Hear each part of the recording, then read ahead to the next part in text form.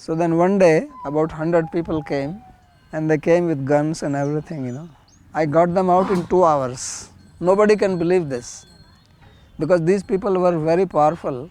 So 17 people were caught on the spot, and some of them were lawyers. I've been fighting at least for last 30 years. So then this garden was sold to 4 people, and now they started fighting with me. So I have to fight with them. So there is a case against me there is a case against me in Mathura. I have to make one case myself against them. So already 3 cases. So that's how life is. Life is a big fight. This is the Kurukshetra, Dharmakshetra. So I am living Bhagavad Gita in my life. I am not just teaching it.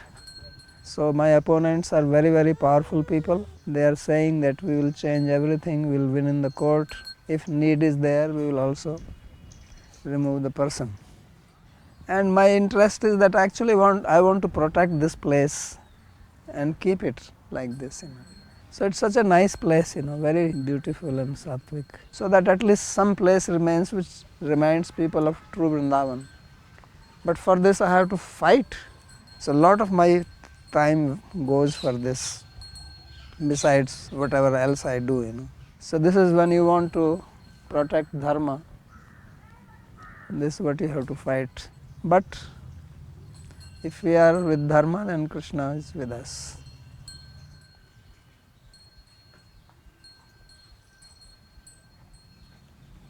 Dynamic is that I am going to tell you the story of this place. Oh, good.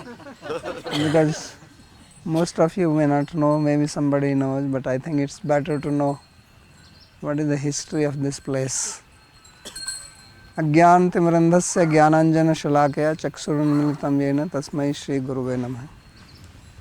So this place is known as Tikari Bagicha. Bagicha means garden, and Tikari is a place in the state of Bihar. And the king of that state built a temple which is towards Yamuna. If you know Jagannath Ghat, where Jagannath temple is there, it's very close to that. There is a Tikari Raja Mandir, temple of Radha and Krishna. So most of the old temples in Vrindavan, they were built by mostly kings at that time. Before India became independent, there were kings, or they were built by some rich businessmen. And since in those days there was no market like bazaar, buying things, so temple, one of the important need of the temple is to have flowers. So every temple had their own garden to grow flowers, vegetables, fruits.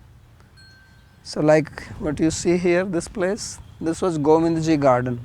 This was the Bagicha of the Govind Dev temple. The opposite side, that area, that was Radharamanji's Bagicha. This was another Bagicha, this is now Bagicha here. So they were all gardens all around here. There were no building, not even one building. If there were any buildings, they will be small like we have inside this, which was mainly meant for the caretakers to take care of the place. And obviously to water you need some well. In those days there was no electricity. So this is the well here. If you see this big tree, and on the other side there is a well. And you see that structure there, those 2 pillars, and in the between there is a central stone piece. So you know how they pulled water? So they will pull water, that there will be a rope, and on the one side of the rope there will be a big piece of leather that was called charas. And there will be bulls. So the bulls will walk to that side, and that big piece of charas which will be filled with water, it will come up. And it will, when it will come up here, then 1 man or 2 men will be standing, they will pull it and empty it. And then the bulls will come back. When the bulls are coming back, then this whole thing will go down, and these 2 men will fill it up with water, and then again crank it up with the bulls, and then the bulls will walk. And generally the walking path will not be straight, although here you see it is straight, generally it will be going down, because going down is easier, and since they are pulling and there is a weight, so it will be easier for them to go down and the weight is being pulled, and then when they are coming up, then it will be easy because now there is no weight. So they come up empty and they go down with the full filled one. This is how all the watering was done. It's a very slow process to see. Now you have the electric pump and then the water is continuously coming with big force, nothing like that. So whatever 20-30 liters of water one time that comes, then again you go down, again that much water. That's how the watering of the land was done in the olden days. So we used to do that in the childhood. And the other system was that later on, the system of the buckets. There will be like a whole chain of buckets going all the way up to the water. So the buckets will go down like this, upside down, and then they will, when they are coming out, they are dipped in water, so they will get filled up with water. When they come up, they are coming, and when they come to the top, then the water will fall down in a trough and that water is flowing. So there the water is falling continuously, and then the bulls will be going around. There will be a shaft and then there will be another wheel. So they move around, and because of the shaft this whole thing is going up and down. So this is how we used to do in our childhood, and we had a camel in our house. So the camel is going around. So you don't have to walk behind the camel. What you do is that you put a cloth on the eyes of the camel, and then camel keeps on walking. So he doesn't know that there is nobody behind.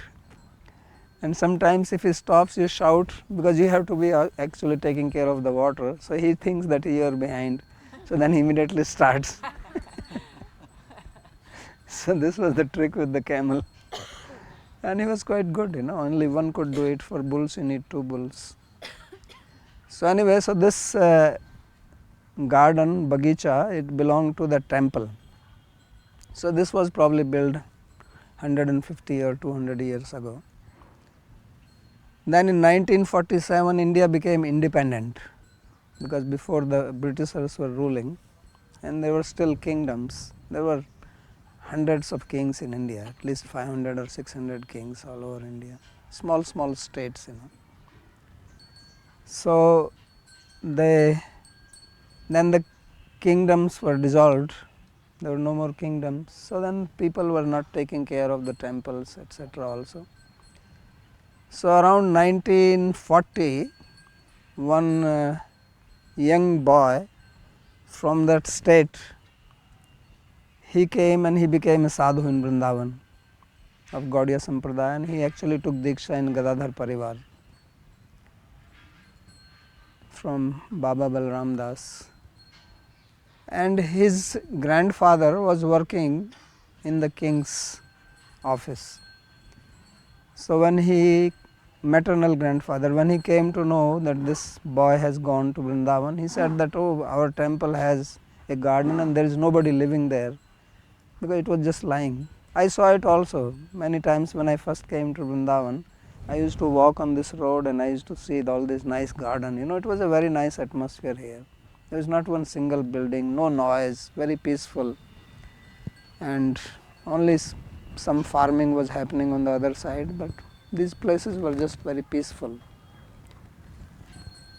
So he came and he was living in this building, and then some more sadhus started living with him. And Guru Maharaj actually used to come here to study Haranyamamrit Vyakaran from one sadhu whose name was Murli Das. Later on, Murli Das, he lived in Mathura, Siddha Baba Ashram. I met him there twice. Old, he was very old at that time. So Maharaj told me that he used to come and study Harinamamrit Vyakaranam from that. And he said there are a lot of snakes here. He says we will be having classes and the snakes were crawling around. So even now there are a lot of snakes here. Those who live here, sometimes Anurag has come and caught the snake. He is very good in catching snakes. We also have snakes in Sheetal Chaya. They have come sometimes into the basement, into the kitchen. Even once I saw, I have a net on my balcony. When there was no net, I saw a snake on the 3rd floor walking on my balcony. I was sitting there and suddenly I see a snake and I went out and he's just going. So there is to be a lot of snakes in this area. So then what happened that in 1950, Indian government made a law that was known as Consolidation Act. And the law was, because what has happened that before India's independence, like many rich people, kings, they had land, farming land, and they were not farming, they were giving it to the farmers and farmers were farming. And now these states were finished.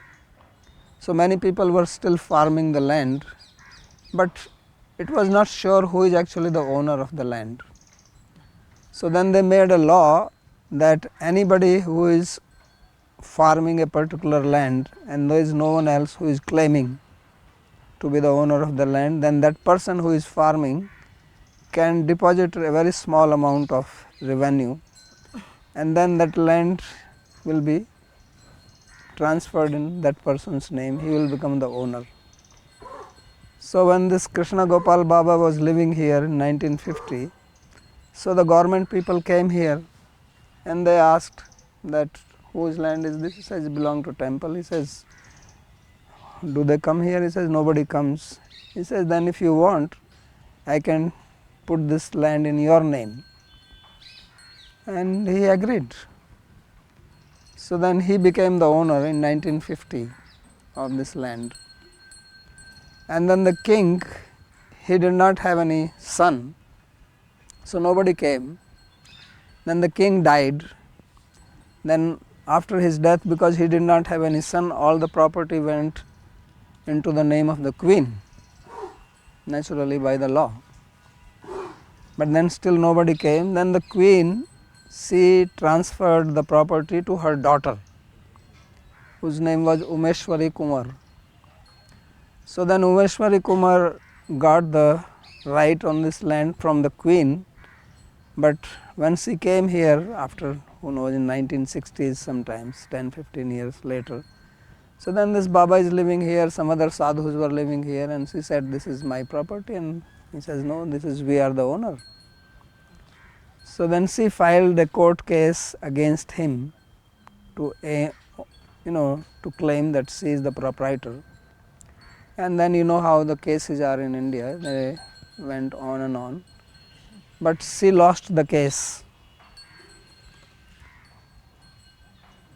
because the question of fighting was that this law was applicable only to the farming land and not to the garden. So she claimed that this is a garden and this is not a farming land. And the Baba said that no, it is not garden, it is farming land. And they have their own definition, means you have to have that much amount of trees per square foot to be known as a garden, otherwise it is not a garden. So although there are many trees here, but it does not fall into the category of a garden. So therefore she lost, because from the court they sent an investigator, like the last time he came to see for me whether who is the owner, because somebody is trying to capture it. So then she filed a writ against that order in High Court in Allahabad in 1981. So that case is still going on, 1981, and I am looking after that. So both parties have died. That Umeshwari Kumar also died and Baba Krishna Gopal Das also died. So now their successors are fighting and it's still going on. So then when this Baba became very old, so he approached Guru Maharaj, because they belonged to the same parivar, and they knew each other from their young age.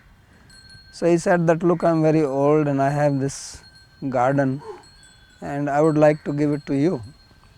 So Maharaj said, you think I am young? I am also old. So he said that give it to Satyanarayana. And he used to also come to the ashram Nimbark Sadan, where I used to go to study Nyaya. So he was also going there. He was living here. So he also used to see me there many times. So then he made a will in my name,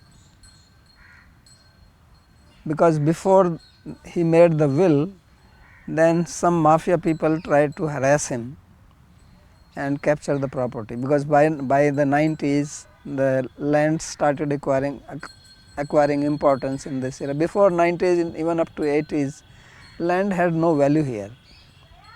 You know this Sant colony behind our ashram, you would not believe it, the land rate there was 2 rupees per square feet. 2 rupees. I was living in ISKCON and somebody came to me that buy some land here, it is only 2 rupees, and I did not have any money, otherwise I would have bought. But I had no money, I was working, I was a brahmachari in ISKCON teaching there. So where is the question of any money? Now the rate in Sital Chaya is 1,150,000 rupees per square yard. So from 2 rupees to 150,000, you can believe how much the rate has gone up. So anyway, this is just to give an example how the lands started. It was all starting in the 90s when properties were acquiring more value. So then somebody threatened to kill this Baba, that you give this land, otherwise we will kill you. So out of threat he went and they gave him something and he fell unconscious. He was admitted in the hospital, and there they got something written from that. And there were people involved, that one of the Goswamis was also part of it, and some well-known people. So then this Baba came out, and then when he came out, he realized that he did not want to do it. So he went to cancel it, and now I have to fight that case. And then he didn't want to live here because his life was in danger, so he went and he lived in Akbarpur, which is a village near Chhata. When you go to Delhi, it comes on the way. And then I was supporting him financially there, because he has written a will in my name. And then I have to now fight with these people, and they become my enemy. Anyway, I won that case. Then he died. Then when he died, then many people came with fake wills, and they started challenging. I must have fought 7 or 8 cases for many years. So besides the Bhagavat Nivas court case, this case, and then my own case in Sital Chaya, I had court cases there also. Those people have broken the wall where our clinic is there. The backside people, they broke the wall, the boundary wall, and they make a thoroughfare through my property. I have to fight with them. So I fought many court cases. That's why I studied law. Now you know why I did the law degree. So I've been fighting at least for last 30 years, these court cases. So then I got the court order in my favor, that all other these wills are fake and mine is the right one. So then the property was transferred in my name. Then around this time, about 4 people, 3 of them were like big mafias. They went to the queen, this Umeshwari Kunwar, who was fighting a writ in the court in Allahabad, and they got this bagicha written in their name. They paid her money and he said, you sell it to us. Although she had no right to sell it, but she sold it to them in Delhi, not here in Mathura. So then this garden was sold to 4 people, and now they started fighting with me. So I had to fight with them. So out of these 4, 2 people died in the meantime, and 2 are alive. And recently on 10th of July 2024, they sold this to one disciple of our neighbor here. And I did not know this. So I came to know about it when after I ended my Bhagavatam class and I went to take treatment in Faridabad. Then one day I got suddenly a call from the person who keeps record of the land, and he said that your bagicha is sold. I said, how is this possible? And he told me, he said, I don't know, but it is sold. So I came and I found out who has done it, what has done it. So then I have to file a case against them. So now this is another case. There are now only 3 cases are running. One which I filed now, one more was already running, and one in Allahabad. In the meantime, in around 2003, so my students, we run the Sanskrit school. So our Sanskrit teacher, Premananda Das, he used to live here with few students. And they used to come there and teach in Shital Chaya. So then one day, I was in the basement, summer time, and this was right after lunch. And then what happened that suddenly I see all these students, they came there with all their bag and baggage. And I said, what happened? He says, about 100 people came and they kicked us out from there and they have possessed the land. So I was completely shocked. And they came with guns and everything, So they threw out all the students and got the land. So now I have to work hard to get them out. So somehow, by the grace of Krishna, I got them out in 2 hours.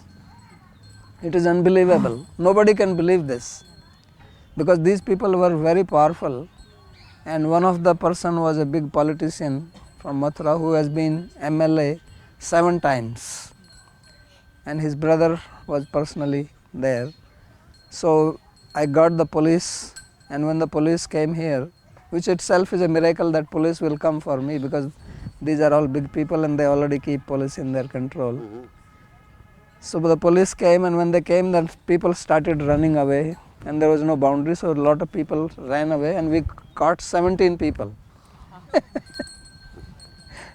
Because they also had a car and they could not run away.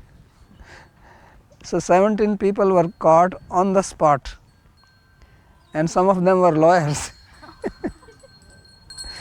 So then I have to go to the police station, I have to complain, and all these 17 people were arrested, and then court case against them.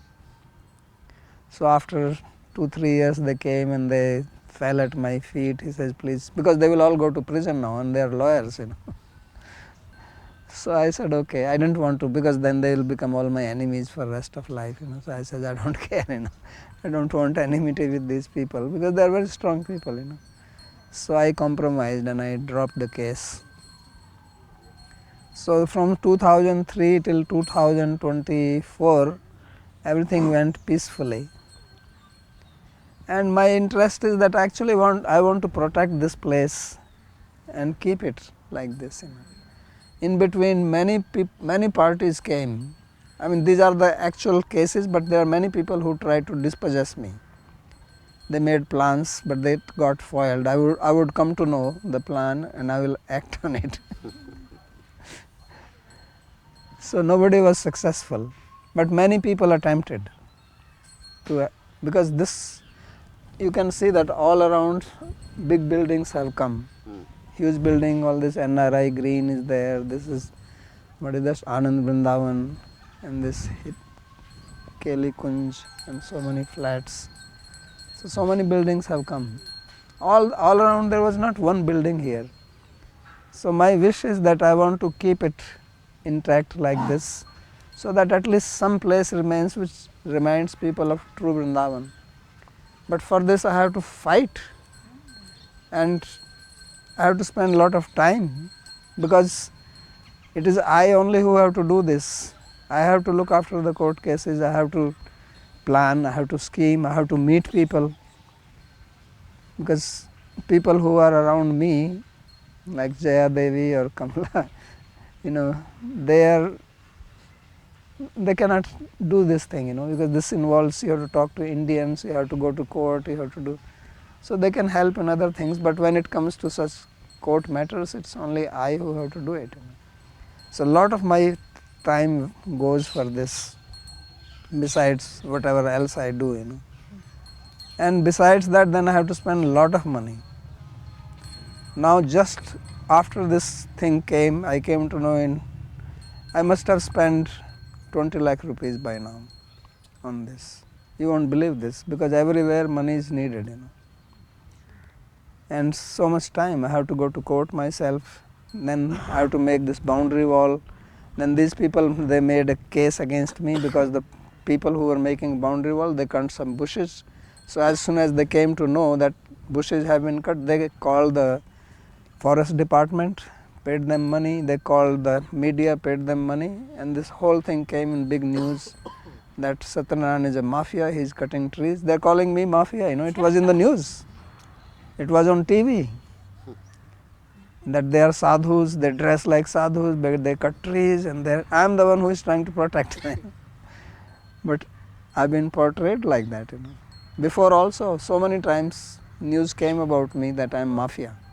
Many people in Vrindavan used to think that I am some big mafia, and some may still think. Of course, later on, I took the Mahant post and people started coming and they realized that there is nothing like that. So many things happened. So now, actually now there is one more court case, that is a criminal case against me, because police was trying to arrest me. Because this is a criminal offense to cut trees here, because this comes in the Taj zone, TTZ. So no trees you can cut here without permission of the forest department, and there is a special law to protect. Actually, not only this case, I now have to fight in Delhi also. There is a National Green Tribunal, special court only for protecting forest. So they also went and complained. They are looking for opportunity to harass me. So there is a case against me there is a case against me in Mathura. I have to make one case myself against them. So already 3 cases have been come from this. And then I have to go and take bail from the court. So all these things I have to do. So this is when you want to protect dharma. This is what you have to fight. This is the Kurukshetre, Dharmakshetre. Dharmakshetre, Kurukshetre, Samvetayud Sava. Mamka Pandavaschaiva. Kimakurvata Sanjay. So who is asking this question? Anybody can tell me who is asking this question? Dhritarashtra. What is the meaning of Dhritarashtra? So Dhritarashtra means, Dhrita means who grabs, and Rashtra means land. So one who grabs land is Dhritarashtra. This is how Bhagavad Gita begins. So I am living Bhagavad Gita in my life. I am not just teaching it. Don't think that I give class on Bhagavad Gita. I actually go through it in my day-to-day life. So that is the brief story of this Bagicha, and it's my wish that at least till I am alive, I don't want any big buildings coming. Now I am thinking that I will make some small huts here so that some sadhus, some bhaktas can live in the peaceful atmosphere and do bhajan. So that's what I am planning. So that there are also some people living here, because I am keeping guard now. That's my another expenditure. I have to pay 60,000 rupees per month now just to keep guards here. It's unnecessary expenditure for me. I was not keeping anything because I thought now no one will come. Everybody knows that it is mine and no one can take. But Krishna said, no, don't think that you can live peacefully like this. You have to fight. So that's how life is. Life is a big fight. But if we are with Dharma, then Krishna is with us. So my opponents are very, very powerful people, because he is a disciple of the most famous sadhu in this Vrindavan, in fact whole Braj now, and they have connections top to bottom. They are saying that we will change everything, we will win in the court, and if need is there, we will also remove the person. These are their own people came and told this to me, because he realized that what they are doing is wrong, so he wanted to come and inform me. So he came and met me personally and told me that be care, keep yourself safe, because they will go to any extent. So that is the story of Bagicha. So it's such a nice place, very beautiful and sattvic.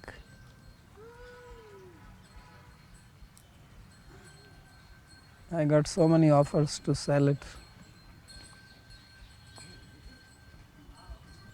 Okay, anybody has any question to ask? Otherwise, yes. So, Babaji, you're saying that Premananda Baba has spoken with these people? Which people?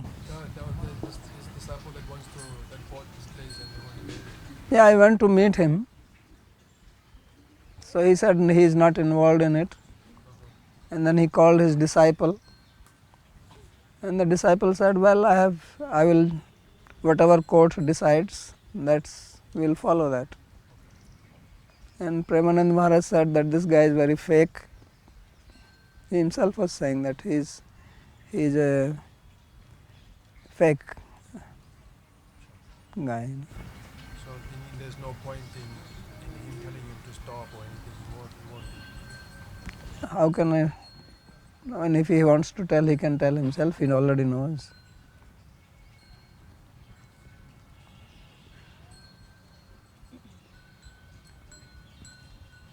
Okay, you can stop. Yeah, what kind of support would help you?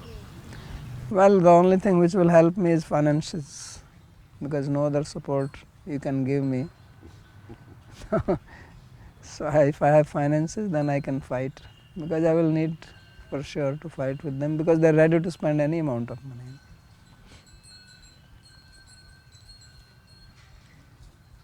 And they don't like it.